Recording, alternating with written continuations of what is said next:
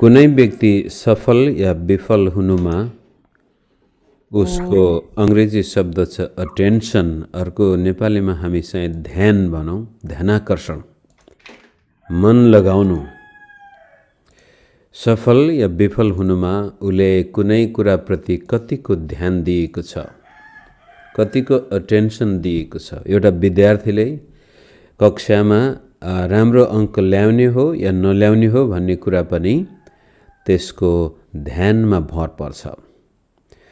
शिक्षकले पढाउने बेलामा पूर्ण रूपले त्यो व्यक्तिले, त्यो विद्यार्थीले ध्यान दिन्छ भने त्यसले घरमा धेरै नपढे पनि राम्रो अङ्क ल्याएर आउँछ। कतिपटक आमा बाबुले भन्छन् यो त घरमा पढ्दै पढ्दैन र पनि राम्रै अङ्क ल्याउँछ, कारण क्लासमा उसले ध्यान दिएको छ। तपाईहरु मेरो जीवनका कुनै पनि पक्षमा यो नियम लागू हुन्छ। यो वैज्ञानिक नियम नै हो कि जुन क्षेत्रमा तपाईं र म ध्यान दिन्छौं त्यहाँ हामी सफल हुन्छौं। जहाँ ध्यान दिँदैनौं, दोहोरो मनको हुन्छौं, अलिअलि पनि गरे जस्तो मात्रै गर्छौं भनेदेखि त्यो क्षेत्रमा हामी कहिल्यै सफल हुने छैनौं। त्यस्तै किसिमले मित्रहरू, यो बिहानको डिभोसनमा पनि हामी आत्मिक प्रगति र उन्नति भएको देख्न चाहन्छौं भने यसमा ध्यान दिनुभयो, यसलाई महत्त्व दिनुभयो र यसमा पूर्ण रूपले हृदयबाटै सहभागी हुनुभयो भने मलाई विश्वास छ तपाईं र मेरो ख्रिस्टीय जीवनमा यसले धेरै ठुलो फड्को मार्नेछ। तपाईं र मेरो जीवनको रस हामी अनुभव गर्नेछौँ। हो, त्यसै कारण एउटा ध्यान दिनको लागि हामीले आफैले आफैलाई रेस्पोन्सिबल, अकाउन्टेबल भन्ने शब्द छ, आफैले आफैलाई के भनौँ, जिम्मेवार ठहराउनु पर्दछ। नत्र हामी बिहान आइरहेछ भनेर बानी बसेको हुन्छ, त्यतिकै हामी भिडियो अन के भन्छ फोनमा लगइन गरेर राखेर फेरि सुतिहाल्छौँ पनि। त्यसकारण यदि तपाईँ सुत्न चाहनुहुन्न भने भिडियो खोलेरै राख्नुभयो भने तपाईले आफैले आफैलाई जिम्मेवार ठहराउँदै हुनुहुन्छ र हामीलाई पनि थाहा हुन्छ तपाईँ साँच्चै यहाँ ध्यान दिएर सुनिरहनु भएको छ। यो संगतिको अभिन्न अङ्ग हो। तपाईँ अब भिडियो बन्द गर्नु भएको छ, कहिलेकाहीँ परिस्थिति त्यस्तै छ, अब जाडो छ, सन्चो छैन भने पनि भिडियो खोल्नुभयो, सिरक मुनिबाटै भिडियो खोल्नुभयो भने पनि हामीलाई थाहा हुन्छ यो व्यक्ति साँच्चै यहाँ छ। तर भिडियो चाहिँ खोल्नु भएको छ तर किचनतिर, यताउता गार्डनतिर जानुभयो भने यसको मतलब तपाईले त्यति यसलाई महत्त्व दिनुभएको छैन। कुनै क्षेत्रमा कुनै ठाउँमा भाग लिनु पर्यो भने भिडियो बन्द गरेर भाग लिएपछि त्यसले देखाउँछ म त्यति रेस्पोन्सिबल छैन। यो जे भन्दैछ यो त्यति महत्त्वपूर्ण कुरा होइन। त्यस किसिमले तपाईं र मेरो जीवनका हर क्षेत्रमा यो नियम लागू हुन्छ। आत्मिक क्षेत्रमा पनि यो नियम लागू हुन्छ, तपाईको विवाहमा पनि यो लागू हुन्छ, तपाईको आर्थिक क्षेत्रमा पनि यो लागू हुन्छ, तपाईको शरीरमा पनि यो लागू हुन्छ। कतिको ध्यान दिनुहुन्छ। केही वर्ष अगाडि मेरो आन्द्रामा एउटा त्यस्तै ट्युमर जस्तो देखा परेको थियो। त्यति बेलादेखि नै डाक्टरले भनेको थियो इफ यु डोन्ट, यदि तपाईले शरीरको एक्सर्साइज गर्नु भएन, शरीरको ख्याल गर्नु भएन भने एनिथिङ क्यान ह्यापन, कुनै पनि कुरा हुन सक्छ। त्यहाँदेखि जानी जानी यो शरीरको लागि ध्यान दिनुपर्छ। कहिलेकाहीँ होस् न भन्यो भने त्यसको तुरन्तै असर थाहा हुन्छ। तर निरन्तर यो शरीरलाई व्यायामको लागि हामीले ध्यान दियौँ भने यसले धेरै फाइदा दिन्छ। शरीरमा त त्यति आवश्यकता छ, दैनिक कसरत, व्यायाम, अनुशासन भने आत्मामा पनि त्यस्तै किसिमको हामीलाई अनुशासन चाहिन्छ मित्रहरू। यदि तपाईँ कुनै क्षेत्रमा पापमा बसिरहनु भएको छ र त्यसलाई वास्ता गर्नु भएको छैन, त्यसलाई काट्ने निर्णय गर्नु भएको छैन, त्यो ट्युमर जस्तै हो।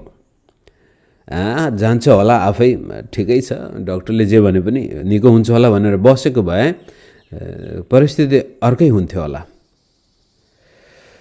त्यस्तै किसिमले जब एउटा क्रिस्चियन आफ्नो जीवनमा भएका कमी कमजोरीप्रति ध्यान दिँदैन, त्यसलाई महत्त्वपूर्ण ठान्दैन र चलिरहेछ, गइरहेछ, भइरहेछ होला नि भन्ने आशामा गयो भने पछि धेरै ढिलो भइसक्छ। हतारमा, त्यसपछि दुःख, कष्ट, आपद, विपद, अप्ठ्यारो स्थितिमा पसिसकेपछि हामी चिच्याउँछौँ, कराउँछौँ, रुन्छौँ, प्रार्थना गर्छौँ, दुनियाँ ठाउँमा सेवा सम्मेलनमा पनि जान्छौँ, तर ढिलो भइसक्छ। समयमै पापको उपचार हामीले गरेनौँ भने त्यसले हाम्रो जीवनमा विनाश ल्याउँछ। आत्मिक जीवनमा अनुशासन चाहिन्छ, मैले मुख्य भन्न खोजेको कुरो। र त्यो अनुशासनलाई निरन्तरता दिन हामीले आफैलाई जिम्मेवार व्यक्तिको रूपमा प्रस्तुत गर्नुपर्छ। र मलाई विश्वास छ हामीहरू जतिजना यहाँ स्क्रिनमा देख्दैछु, जतिजना फेसबुकमा तपाईँहरूले हेर्दै हुनुहुन्छ, हाम्रो जीवनमा आत्मिक अनुशासनको लागि आफूलाई जिम्मेवार बनाएर ध्यान दिउँ। हो, मेरो आत्मिक जीवनको यो क्षेत्रमा म प्रगति देख्न चाहन्छु, मेरो विवाहको यो क्षेत्रमा म प्रगति देख्न चाहन्छु, मेरो आर्थिक क्षेत्रमा यो क्षेत्रबाट म प्रगति गर्न चाहन्छु भनेर तपाईँको ध्यानाकर्षण भयो त्यहाँ, र त्यसलाई तपाईँले बडो दिलो ज्यानले इज्जतका साथ अप्रोच गर्नुभयो भने परमेश्वरले त्यसपछि तपाईँ र मैले गर्ने नसक्ने काम प्रभुले गरिदिनुहुन्छ। हुन त एउटा भनाइ छ अङ्ग्रेजीमा, god helps those who help themself. त्यो त वास्तवमा त्यति आत्मिक भनाइ त होइन, तर त्यसको सत्यतालाई चाहिँ हामीले काट्नु हुँदैन। त्यसो आधा सत्य हो, त्यसलाई फाल्नु हुँदैन। जबसम्म तपाईँ र म आफ्ना जीवनका यी विभिन्न पक्षलाई ध्यान दिएर अगाडि जाँदैनौँ, परमेश्वरले गरिदिनुहुन्छ होला भन्ने आशामा मात्रै बस्छौँ भने बुढेसकाल लागिसकेका हुनसक्छ, धेरै वर्षहरू खेर गएका हुनसक्छन्। जिमी स्वाइगर्ड भन्ने एकजना विश्वप्रख्यात प्रचारक हुनुहुन्थ्यो, अहिले पनि हुनुहुन्छ, तर 1989मा 1989मा उहाँको पतन भयो। त्योभन्दा अगाडि बिली ग्राहम भन्दा पनि उच्च स्थानमा आउँदै हुनुहुन्थ्यो ख्यातिको रूपले। अनि हिजो आज हामीलाई साह्रै मन पर्थ्यो उहाँ, भयङ्कर राम्रो प्रचारक, त्यसमा पनि अति राम्रो सङ्गीतकार, गीत पनि त्यस्तै राम्रो, म्युजिक त्यति बजाउने। अहिले त बुढेसकाल लागिसक्यो र पनि सेवाकामै हुनुहुन्छ। अनि उनको एउटा प्रख्यात गीत छ, बेला अब वखतमा मेरो बुढाबुढी कुरा गर्ने बेला आएको छ, एउटा गीतको बोल छ, वेस्टेड इयर्स, डिप भोइसमा उहाँले गाउनुहुन्छ अनि आँसु बगाउनुहुन्छ। वेस्टेड इयर्स भनेको खेर गएका वर्षहरू। साह्रै राम्रो प्रभुको दास हो उहाँ। हजारौँले प्रभुलाई विश्वास गर्दै थिए 1989 भन्दा अगाडि उनको सेवकाईबाट। तर व्यभिचारको क्षेत्रमा उनले विफल जीवन अपनाइरहेका थिए। 15 वर्ष भइसकेछ लोग्ने स्वास्नीसँग भएको खटपट, अनि फलस्वरूप यौन असन्तुष्टिको कारण वेश्यालयमा जाने बानी रहेछ उहाँको। र उनकै मित्रलाई उनले एकपटक वेश्यावृत्तिकै आरोप लाएर पतन गराएका थिए उनैले। अनि तिनै मित्रले बदलाको भावनाको स्वरूप उनको छोराले भनौँ पत्ता लगाएछ, यो व्यक्ति पनि वास्तवमा होटलमा वेश्याहरूसँग बस्छ भनेर प्रमाणित गरिदिए र उनी आकाशको तारा जस्तै खसेका थिए। अहिलेसम्म पनि सेवकाईमा छन्, but it is too late. अनि उनको प्रख्यात गीत वेस्टेड इयर्स, कारण समयमै ध्यान दिएन यो क्षेत्रमा। अब उनको प्रचार सुन्नुभयो भने जहिले पनि व्यभिचारको विरुद्धमा प्रचार, उनले किताबै लेखेको छ बाइबलमा यो हाडनाता सम्बन्धीको बारेमा। त क्रिस्चियन जीवन तपाईँ र मेरो आफ्नो तर्फबाट गर्नुपर्ने जिम्मेवारी पुरा गऱ्यौँ भनेदेखि परमेश्वरले हाम्रो जीवनमा महान काम गर्नुहुन्छ। तर सानातिना कुरामा हामी ध्यान दिदैनौँ। सानातिना पापलाई अलिकति ठगठाग गरेका थियौँ, अलि झुट बोलेका थियौँ, अलिकति अर्काको बदनाम गरेका थियौँ, अर्काको कुरा काटेका थियौँ, अलिकति बढाइ चढाइ गरिदिएका थियौँ, प्रेम गर्नुको सट्टामा तिरस्कारलाई पालेर राख्यौँ, माया प्रेममा अथवा आदर र इज्जतका ठाउँमा हामी अरूलाई खसाल्ने खालका व्यक्ति थियौँ, खसालिरहेथ्यौँ। अरूको दुःखमा दुःख जनाउनुको सट्टामा अरूको पतन हुँदाखेरि कता कता भित्रपट्टि सन्तुष्टि थियो। यी सबै कुराले हामीले हाम्रो आत्मिक जीवनमा ध्यान दिएका छैनौँ। We we are not serious. हामी साँच्चै पवित्र आत्माको मन्दिर बन्नको लागि हामीमा त्यति केही गरी कतिपटक पास्टर प्रचारकहरूको बढी समस्या देखेको छु मैले। सेवकाईलाई प्रयोग गरेर जसरी हुन्छ पैसा कमाउने सारा ध्यान नै। एकजना बाइबल स्कुलमै मैले पढाएको विद्यार्थीको भनाइ बेला बखतमा छ, सर म एकपटक अमेरिका जान्छु अनि अमेरिका गएर बोल्छु म पनि ल्याउँछु गरेर देखाउँछु भन्नुहुन्थ्यो उहाँले। अब खोइ गयो कि गएनन् थाहा भएन। त्यो हाम्रो ध्यान त्यतापट्टि कसरी हुन्छ सेवकाईलाई फाइदाको रूपले भक्तिलाई चाहिँ प्रयोग गरेर फाइदा उठाउन खोजिरहेको कारण सेवकाईमा पनि त्यस्तै जीवन, त्यसपछि हामी सँगसँगै सेवा गर्ने विश्वासीहरूको जीवन पनि त्यस्तै अपवित्रता, अशुद्धता, दुष्ट प्रवृत्तिले कहिल्यै नछोड्ने कारण हामीले त्यसलाई ध्यानै दिएका छैनौँ। पवित्र जीवन बिताउनुपर्छ भनेर ध्यानै दिएका छैनौँ। यही संसारका पापी अभिलाषाका दास भएर हामी बसेका हुन्छौँ। हामी धेरैजना पास्टर मित्रहरू पनि यहाँ छौँ। आशा छ तपाईहरु मेरो जीवनमा आत्मिक उन्नतिको लागि हामीले ध्यान दिएका छौँ। सानातिना पापलाई त्यो कार्पेट मुनि बढारेर लुकाएका छैनौँ, तर त्यसको सामना गरेका छौँ। पापबाट पश्चाताप गर्न सजिलो कुरो होइन। यो दुःखको कुरो हो, यो पीडाको कुरो हो, कतिपटक यो लाजको कुरो पनि हो, शरमको कुरो पनि हो। अनि मानिसको सामनेमा लाज शरम नहोस् भनेर त्यो लुकाउँदा परमेश्वरको नजरमा हामी धेरै तल पतित भइसकेका पनि हुन्छौँ मित्रहरू। र हाम्रो मर्निङ डिभोसन होस्, इभिनिङ डिभोसन होस्, व्यक्तिगत डिभोसन होस्, पारिवारिक डिभोसन होस्, सेवाकाई होस्, यसको मुख्य लक्ष्य भनेको नै तपाईँ र ममा ख्रीष्ट येशू निर्माण हुनु। तपाईँ र मेरो चरित्रले ख्रीष्ट येशूको चरित्रलाई झल्काउनु। त्यसैको सेरोफेरोमा आजको खण्डले दुःखसँग तुलना गरेको छ। दुःख किन हामी पापबाट पश्चाताप गर्न चाहदैनौँ भने हामी दुःखलाई अभोइड, के भन्छ, दुःखबाट हामी टाढा रहन चाहन्छौँ।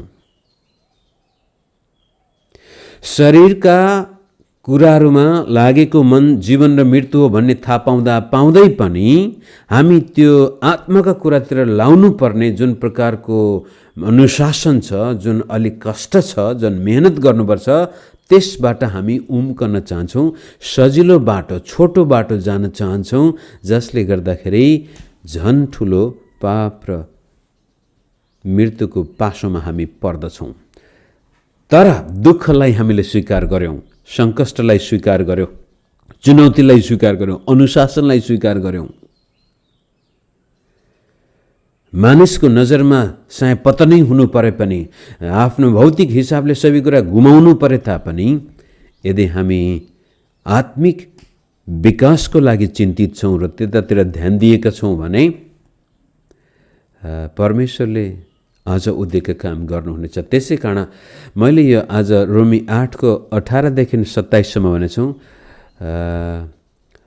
अहिलेको दुःखको तुलनामा आउने महिमा कति महान छ। अहिलेको दुःख आउने महिमासँग तुलना गर्न योग्यको नै छैन, जस्तोसुकै दुःख किन नहोस्।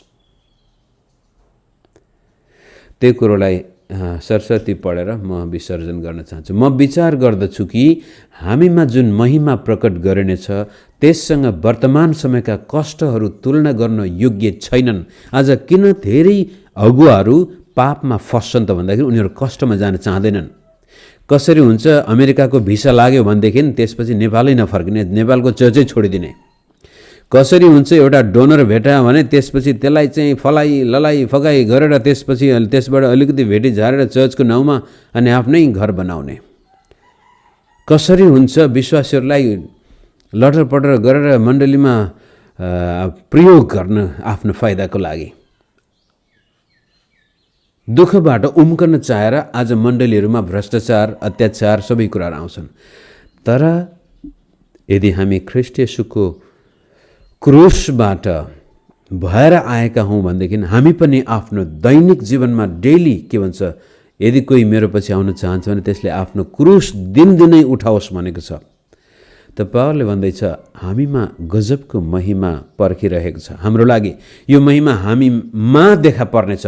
यसको मतलब हामीभित्र सायद अहिले नै त्यसको केही अंश छ भनेर तल भन्ने छ, तर एक दिन आउनेछ यो पूर्ण रूपले प्रकाशित हुनेछ। तर अहिले नै हामीमा त्यो महिमाको अवशेष छैन, त्यो महिमा भित्र छैन भनेदेखि कहाँबाट त्यो प्रकाशित होला? त्यो बेला त लज्जित हुनुपर्छ। दूर होइजाऊ तिमीहरू अधर्मका काम गर्नेहरू हो, मैले त तिमीलाई चिनेको छैन। यो दिन आउन सक्नेछ मित्रहरू। कारण अहिलेको कष्टबाट उम्कनको लागि पाप र अभिलाषाको सहायता हामी लिँदैछौँ भने आउने महिमाबाट वञ्चित हुने सम्भावना छ। तर अहिलेको दुःख कष्टमा पनि विश्वासयोग्य भएर प्रभुलाई पहिलो स्थान जीवनमा दियौँ भनेदेखि यसले हाम्रो आउने महिमाको बयान वास्तवमा हाम्रो मात्र होइन। अब 19बाट पढौँ। सृष्टि बडो उत्कण्ठाले परमेश्वरका पुत्रहरू प्रकट हुने कुराको प्रत्यक्ष गर्दछ। अर्थात् तपाईँ र ममा परमेश्वरको जुन महिमा छ, जुन अडप्सन भनेर माथि लेखिएको छ, धर्मपुत्रको आत्मा जो हामीलाई दिएको छ, त्यो महिमाको आत्मा हो। हामीमा भएको महिमा जब पुनरुत्थानमा प्रकट हुनेछ त्यति बेलामा सृष्टिले पनि आफ्नो दुःखबाट मुक्ति पाउने आशामा त्यो पर्खिरहेको छ। 20 पद।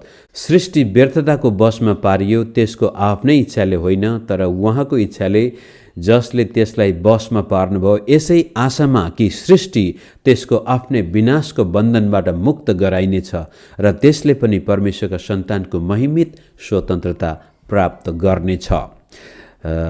कहिलेकाहीँ लाग्न सक्छ शैतानले यो सारा सृष्टिलाई वशमा पार्यो, आदमले यो सारा सृष्टिलाई पाप र विनाशको वशमा पार्यो, तर वास्तवमा परमेश्वरकै योजना उहाँले उत्पत्ति 1-2-3 अध्यायमा जुन सृष्टिको सुरुवात गर्नुभएको थियो त्यो अझै सिद्धिएको छैन।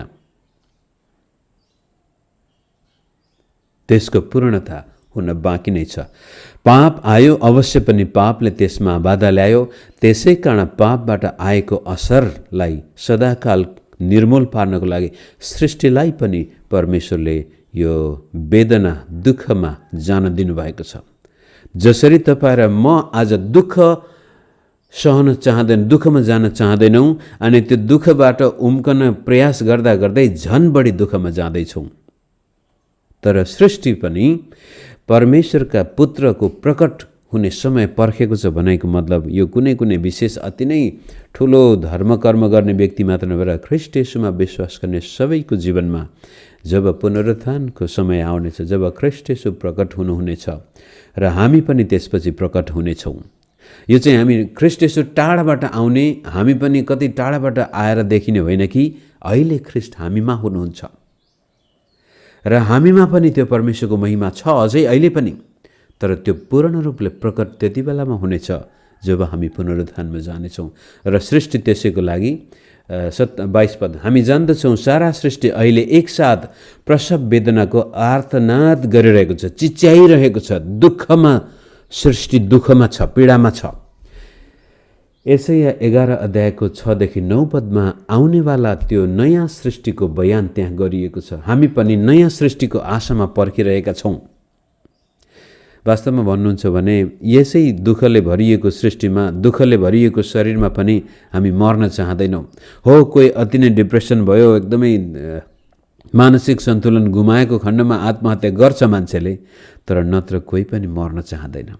यो दुःखले भरिएको सृष्टिमा, पापको वशमा भएको शरीरमा हामी हुँदाहुँदै पनि हामी मर्न चाहँदैनौँ। जति सक्यो लामो समय बाँच्न चाहन्छौँ। वैज्ञानिकहरूले पनि प्रयास गर्दैछन्। अबको सायद 100-150 वर्षभित्रैमा मान्छे धेरै लामो समयसम्म बाँच्न सक्ने सम्भावना बनाउने छ विज्ञानले। मर्न चाहँदैनौँ हामी भने त्यो नयाँ सृष्टि अझ कति उत्तम हुनेछ त्यसैको प्रत्यक्षको लागि सृष्टि पनि पर्खिरहेको छ। यद्यपि यो दुःखमा छ, प्रसव वेदनामा छ, आर्तनाद गरिरहेको छ। अनि तपाईँ र मेरो विश्वास पनि यो 80-90 वर्षको सङ्घर्षको लागि मात्र सीमित होइन, अनन्तसम्म यस्तै प्रकारको सृष्टि अथवा यो सृष्टिको अन्तिम र उत्तम रूपमा हामी प्रवेश गर्नेछौँ, त्यति बेलासम्म सृष्टि पनि चिच्याइरहेको छ। त्यसो भए सृष्टि मात्र होइन, तर हामी आफै पनि जसमा पवित्र आत्माको पहिलो फल छ, यसलाई पवित्र आत्माको छाप भन्नुहोस्, यसलाई पवित्र आत्माको उपस्थिति, तपाईँमा पवित्र आत्माको मन्दिर, परमेश्वरको महिमाको बास हामीमा छ अहिले नै। जसमा पवित्र आत्माको पहिलो फल छ, सन्तानको रूपमा ग्रहण गरेनलाई अर्थात् हाम्रो देहको उद्धारको निम्ति प्रतीक्षा गरेर हामी आफै पनि भित्रभित्रै आर्तनाद गर्छौँ, हामी पनि चिच्याइरहेका छौँ। दोस्रो कोरिन्थी 4 अध्यायमा पनि पावलले बडो गजबले बताएको छ कि अहिलेको क्षणको हलुङ्गो कष्ट आउने महिमा, आउने संसारको लागि हामीलाई महान महिमा सञ्चय गर्दैछ। त्यसकारण हामी हरेस खाँदैनौँ। बाहिरी शरीरमा त हामी नाश हुँदै गइरहेका छौँ, तर भित्र दिनदिनै हामी एक महिमादेखि अर्को महिमामा हामी जाँदैछौँ। त्यो हाम्रो क्रिस्चियन चरित्रको मर्म हो। त कहिलेकाहीँ ख्रीष्ट येशूमा विश्वास गर्ने विश्वासी, पास्टर र अगुवाहरू यो आउने महिमालाई ध्यान नदिएको कारण यसै संसारमा हामी ठुल्ठुला घर बनाउन चाहन्छौँ, यसै संसारमा शरीरका अभिलाषाहरू पूर्ति गर्न चाहन्छौँ र आउने महिमाबाट हात धुने सम्भावना हुन्छ। हुन त यो एउटा सपनाको कुरो हो, कल्पनाको कुरो हो, कल्पना नै हुनसक्छ, तर वास्तविक घटना त हो। पावल यङ्गिचो 1980 को दशकमा निकै प्रख्यात हुँदै हुनुहुन्थ्यो। प्रभुले ठुलो काम गर्दै थियो उहाँको जीवनमा, जसको फलस्वरूप उहाँमा त्यतिखेर जवानै हुनुहुन्थ्यो भनौँ, एक किसिमको त्यो अहम पनि देखा पर्न थालेको थियो। उहाँको डिनोमिनेसनले पनि उनलाई निष्कासन गरिसकेको थियो भने पनि हुन्छ, अथवा उनले नै छोडेर गएका थिए। कतिपय कुराहरूलाई त्यो डिनोमिनेसनले पचाउन सकेको थिएन।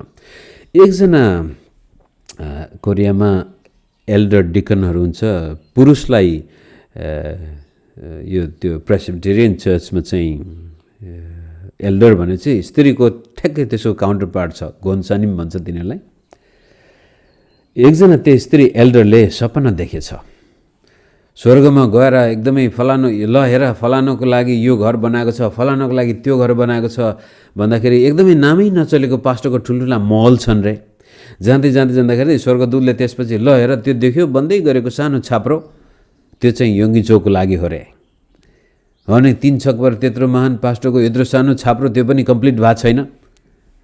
त्यसै कारण तिमी गएर यङ्गिचोलाई भन, ऊ पश्चाताप गरेर नम्र भएर अझै मलाई खोजोस् नभन्दै पछि कसरी त्यो उनको चर्चको विश्वासी होइनन्, तिनी अर्कै चर्चको विश्वासी हुन्।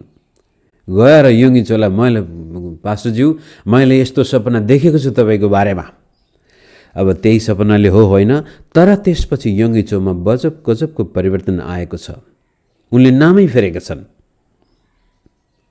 र पछि उनको डिनोमिनेसनले उनलाई स्वीकार पनि गर्छ र उनको जीवनमा अझ ठुलो काम भयो। अहम खतरनाक चिज, सानातिना। अनि उनलाई एकपल्ट यसरी सोधिएको थियो, पास्टरज्यू तपाईँले कसरी आफूलाई पवित्र हुन्छ? उहाँले जाने मसँग एउटा कुचो हुन्छ, अनि म मेरो हृदयमा अलिकति पनि कसिङ्गर देख्ने बित्तिकै त्यो कुचोले म बढारिहाल्छु। अनि कुचो भनेको नै पश्चाताप। पापलाई हामीले आफ्नो जीवनमा स्थान दिएका छौँ भने आउने महिमाको हामीलाई मतलब छैन। यसै संसारमा पापी अभिलाषा पूर्ति गर्नु नै हाम्रो मुख्य उद्देश्य भएको कारण हामी आउने महिमाबाट वञ्चित हुनेछ। तर हाम्रो आउने महिमा हाम्रो मगजमा पसेको छ भनेदेखि पावलले भने जस्तै हामी बाहिर नाश हुँदैछौँ, बाहिर हामीलाई घाटा लागेको हुन्छ, बाहिर हामीलाई सताइएको, खेदो गरिएको, पावलले त चारैतिरबाट हामी ठेलिएका छौँ, पेलिएका छौँ, नाश हुन गइरहेछौँ। तर हामीभित्र त्यो बहुमूल्य रत्नले भरिएको खजाना जस्तै छ। त्यसै कारण हामी त्यो दिनको लागि धैर्यसाथ प्रतीक्षा गर्छौँ। त्यति मात्र होइन, 26 पद, तपाईँ र म दुःखमा पनि विश्वासयोग्य हुन चाहन्छौँ भने अलौकिक शक्ति हामीमा काम गर्दछ। 26 पद, त्यसै गरी पवित्र आत्माले पनि हाम्रो दुर्बलतामा सहायता गर्नुहुन्छ। कसरी प्रार्थना गर्नुपर्ने हो हामी जान्दैनौँ, तर शब्दहरूमा व्यक्त गर्न नसकिने सुस्केरामा पवित्र आत्माले हाम्रा निम्ति मध्यस्थता गर्नुहुन्छ। अर्थात् पवित्र आत्मा हामी सँगसँगै दुःख भोग्नुहुन्छ। अर्को शब्दमा हामीसँग यस्तो परमेश्वर हुनुहुन्छ जो अझै पनि हामी सँगसँगै दुःख भोगमा भाग लिनुहुन्छ। त्यो कुरो जब हामी आफ्नो मगजमा राख्छौँ, आफ्नो व्यक्तिगत जीवनमा ध्यान दिन्छौँ भनेदेखि संसारमा आएको दुःख कष्टसँग हामी डराउँदैनौँ। पत्रुसले पनि पहिलो पत्रुस 3 अध्यायमै भलाइको लागि दुःख भोग्यौँ भने धेरै इनाम छ, तर स्वार्थको लागि दुःख भोग्नु भएको छ, पापको लागि दुःख भोग्नु भएको छ, चोरी गरेको कारण दुःख भोगेको छ, झुट बोलेको कारण दुःख भोगेको छ भने त्यो त व्यर्थै हो। तर सत्यताको लागि, सुसमाचारको लागि, परमेश्वरको लागि, पवित्रताको लागि दुःख भोगेका छौँ भनेदेखि त्यसको इनाम छ। जसै नाजी जर्मनीले थुप्रै नाजीले पनि दुःख भोगेको थियो, तर हामी तिनीहरूले भोगेको दुःखलाई दुःख लाग्दैन। जापानले पनि अमेरिकाको हातमुनि थुप्रै दुःख भोग्यो, लाखौँ मान्छे मरे। आणविक अस्त्र प्रयोग गर्ने राष्ट्र अमेरिकालाई बरु हामी गाली गर्दैनौँ, जापानलाई त्यति बेला गाली गरियो थियो। यद्यपि जापानिजहरू मरेका थिए। यहुदीहरूले धेरै दुःख पाए जर्मनीमा, अनि त्यही दुःखको फलस्वरूप आज संसारमा थुप्रै यहुदीहरूले सास फेर्न पाएका छन्। तर नाजी भन्ने बित्तिकै अझै पनि हामीमा एक किसिमको त्यो तिरस्कारको आत्मा, भनेको मतलब दुःख आएको छ भने त्यो भलाइको लागि आओस्, पवित्रताको लागि आओस्, शुद्धताको लागि आओस्, परमेश्वरको लागि आओस्। तपाईहरु मेरै आफ्नै मूर्खताको कारण, लोग्ने स्वास्नी बीचमा किचकिच र झगडा कलहरले ल्याएको दुःख, त्यो चाहिँ दुःखलाई मेरो लागि ठुलो महिमा छ भनेर नपर्खे पनि हुन्छ। ठगठाग गर्नु भएको थियो, झुट बोल्नु भएको थियो, अनि दुःख आयो, लाज भयो, त्यसको कुनै महिमा छैन। भलाइ गरेर, असल सत्यताको लागि, प्रेमको लागि, पवित्रताको लागि हामी दुःख भोग्न तयार छौँ भनेदेखि परमेश्वरले गजबको महिमा हामीमा दिनुहुनेछ। पवित्र आत्माले हाम्रो मध्यस्थ गर्नुहुन्छ र मानिसहरूका हृदयको खोजी गर्नुहुनेले पवित्र आत्माको विचार के हो सो जान्नुहुन्छ, किनकि परमेश्वरको इच्छा अनुसार पवित्र आत्माले सन्तहरूका निम्ति मध्यस्थता गर्नुहुनेछ।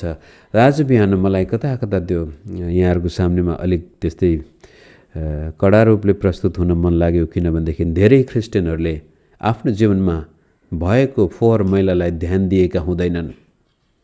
उनीहरूले सोचेको छ प्रभु जान्नुहुन्छ, बुझ्नुहुन्छ, फलस्वरूप उनीहरूले दुःख पाउँछन्, तर त्यो दुःखको माने छैन। त्यो त हाम्रो जिमी स्वेगार्डले अहिले आएर वेस्टेड इयर्स भनेर गाएको गीत जस्तै हुनेछ। हो, प्रभुको दयामा उहाँ अझै पनि बाँचेकै हुनुहुन्छ, सेवकाइमा नै हुनुहुन्छ, तर जुन प्रकारको प्रभाव संसारमा मानिसको सामनेमा उहाँले छोड्न सक्नुहुने थियो, जुन प्रकारको सुसमाचारको काम उहाँको जीवनमा हुने थियो, त्यसबाट वञ्चित भए उनी। परमेश्वरले त क्षमा दिनुहुन्छ, तर मानिसले क्षमा दिँदैन। त तपाईहरु मेरो परिवारमा पनि शुद्धता छैन, पवित्रता छैन भने छोराछोरीले तपाईहरु मलाई क्षमा दिँदैनन्। उनीहरूलाई थाहा हुन्छ। चर्चमा पास्टरले आफ्नो आत्मिक प्रकारको धार्मिकताको लागि दुःख भोग्न खोजेको छैन, तर छोटो बाटो सर्टकटमा जाँदैछ भनेदेखि कसैलाई थाहा नहुन सक्छ पास्टरको जीवनमा भएको पाप, तर त्यसको असर सम्पूर्ण चर्चमा परिरहेको हुन्छ। त्यसको सट्टा भलाइको लागि दुःख भोग्न हामी तयार छौँ भने ध्यान दियौँ, हो मेरो जीवनमा यो क्षेत्रमा म यहाँ बस्न चाहदिनँ, अब म पवित्रताको बाटोमा जान्छु, चाहे त्यसको कारण मलाई दुःख भोग्नु परोस्, म गरिबीमै सेवा गर्नु किन नपरोस्, मलाई कसैले सहायता नगरेको किन नहोस्, अथवा चर्चमा कुनै विश्वासी आउनै छोडे भने तापनि म मेरो आत्मिक जीवनमा कहिले पनि आँच आउने काम म गर्ने छैन। त्यसकारण यो आउने महिमाको तुलनामा संसारमा हुने दुःख कष्ट खासै छैनन्। पत्रुसले भने जस्तै भलाइको लागि हामीले दुःख भोग्यौँ भनेदेखि त्यसको ठुलो इनामको कटनी पनि हामी गर्नेछौँ र क्रिस्चियन जीवन आज रहर लाग्दो हुनेछ। तर यदि भन्दै म अन्तिममा यदि भनिहाल्छु, हामी दुःख खोज्दैनौँ, दुःख खोज्दै जाने होइनौँ। र यदि पनि भन्छु, यदि हामी इमान्दारितापूर्वक परमेश्वरको चरणमा गएर आफ्नो पाप र अधर्मबाट फर्केर परमेश्वरतिर हामी जान्छौँ भनेदेखि सधैँभरि परमेश्वरले हामीलाई दुःखमा राख्नुहुन्न। मृत्युको अन्धकारमय घाँटीबाट भएर जानु परे तापनि भन्ने मतलब हामी सधैँभरि त्यो घाँटीमा बस्ने छैनौँ। परमेश्वरले हामीलाई पारी पनि लैजानुहुनेछ। हाम्रो जीवनमा दुःखका दिन मात्र होइन, सुदिन पनि प्रभुले ल्याउनुहुन्छ। तर दुःखका दिनमा चाहिँ विश्वासयोग्य भएर हामी बस्न सक्नु पर्यो।